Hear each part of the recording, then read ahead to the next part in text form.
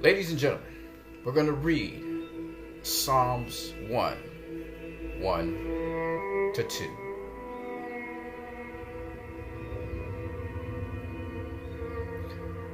Blessed is the man that walks not in the counsel of the ungodly, nor stands in the way of sinners, nor sits in the seat of the scornful. But his delight is in the law of the Lord, and in his law he meditates day and night. You can read on the rest of this psalm. In short, someone who is not interested in doing ungodly things. Not someone who will block people who are sinning to hinder them from moving forward in their lives. I want to just meditate on that for a minute. If someone's doing something wrong and they know it, and you keep on beating them over the head with the wrong that they do, you're not helping them to move forward in their lives. Our existence is not to beat each other over the head with something to show that we're better than the other person, or we're right, and then say after the person succumbs, well, it's because they were doing this and doing that. No.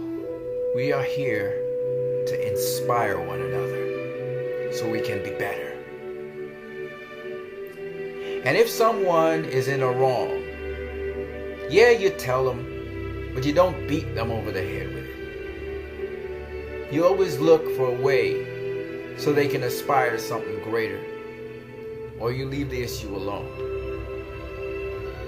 People,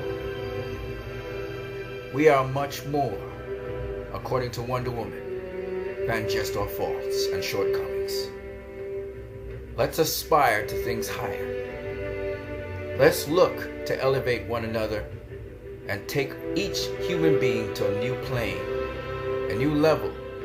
Tap into that potential we all have. This is our purpose. And if we do so, then we aspire and become Psalm 1. And we also, strange enough, follow in the footsteps of the fictitious character Wonder Woman. Ladies and gentlemen, Patty Jenkins responded to James Cameron's comments about Wonder Woman. She did it with great honor, poise, and understanding. She didn't throw insults at his critique. She simply examined it and critiqued it for what it was.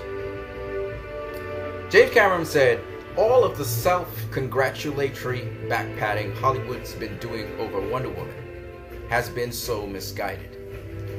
She is an objectified icon.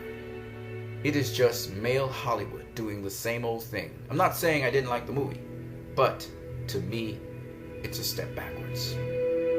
Sarah Connor was not a beauty icon. She was strong. She was troubled. She was a terrible mother. She earned the respect of the audience through pure grit. And to me, the benefit of characters like Sarah is so obvious. I mean, half the audience is female.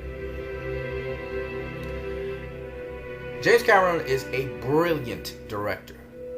In fact, I was just watching an interview he had with another person this year, and the words he had to say. But as I pointed out, I believed that he was limited in his thinking. This man helped to create the image of female characters which were tough, rugged. He challenged the norms of the day, that women had to be gentle and tender and sweet and always the sweetheart. He believed, however, that Patty Jenkins' Wonder Woman was a step backwards because the sweetness and the beauty of women she put on display was seen as a step back in his opinion, and that flawed characters and colorful characters that are portrayed on the scene by women would be in jeopardy. Patty Jenkins had this response to James Cameron's assessment and critique of Wonder Woman. She said, James Cameron's inability to understand what Wonder Woman is or stands for to women all over the world is unsurprising, as though he is a great filmmaker, he's not a woman. Strong women are great. His praise of my film Monster and our portrayal of a strong yet damaged woman was so appreciated. But if women have to always be hard, tough, and troubled to be strong, and we aren't free to be multi-dimensional or celebrate an icon of women everywhere because she's attractive and loving, then we haven't come very far, have we? I believe women can and should be everything just like male lead characters should be. There's no right and wrong kind of powerful woman. And the massive female audience who made the film a hit it is can surely choose and judge their own icons of progress. I thought it was succinct and to the point, and also surprisingly graceful. I believe that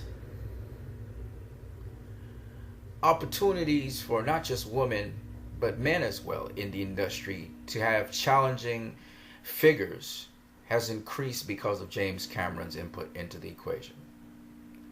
I will say this about such a film director, James Cameron, who's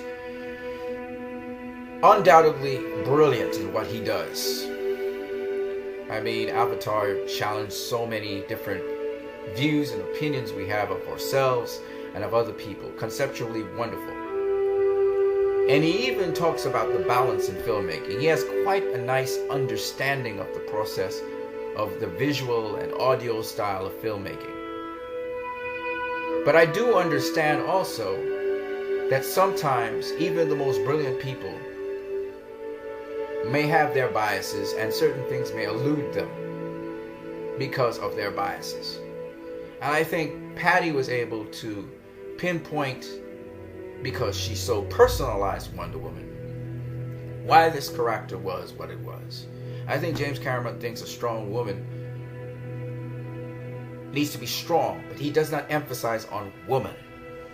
See, a woman is not only composed of her sexuality and her gender and how masculine she can be, but she can also be nurturing and tender. And these are not weak characteristics. They're powerful because they bind like flour, like love. They bind things together.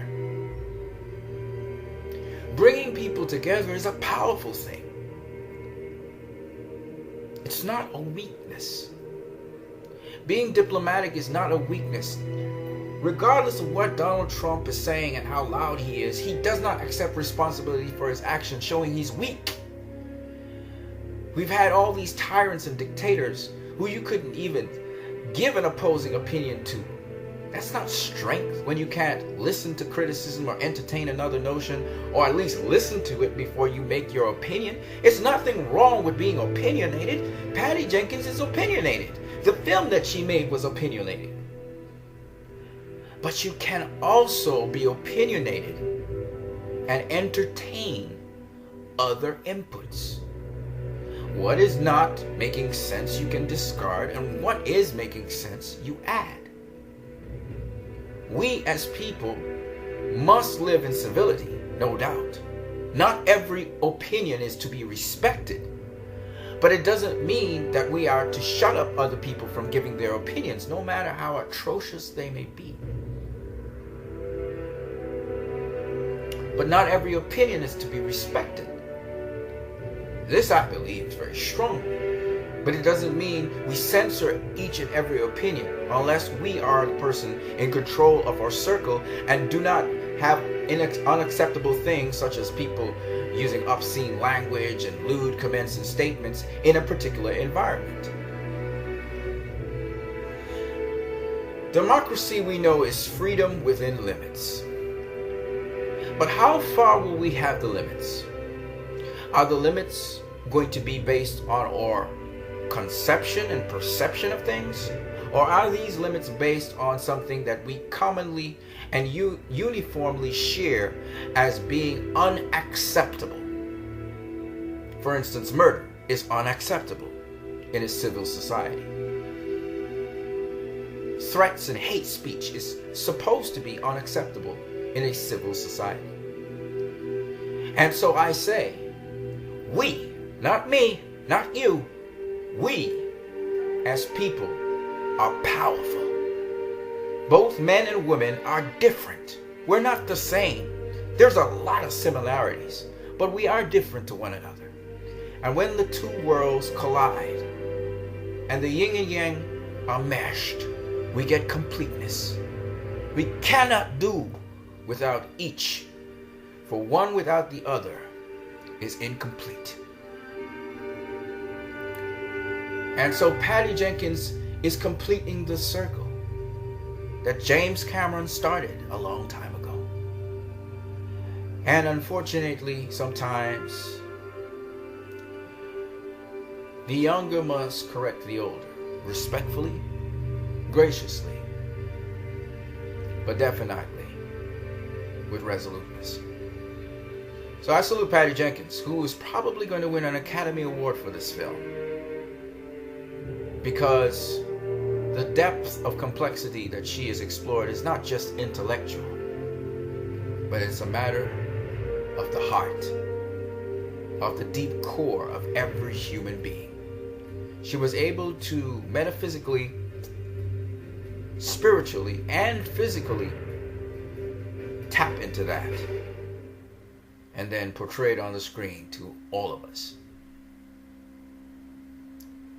So I salute Patty Jenkins, and I look forward to her next movie with Wonder Woman. Where the story goes is completely up to her and the other creators of the film. I also want to salute a man who made this possible, in Zack Snyder, underappreciated guy, supposedly controversial figure. You guys have a great one.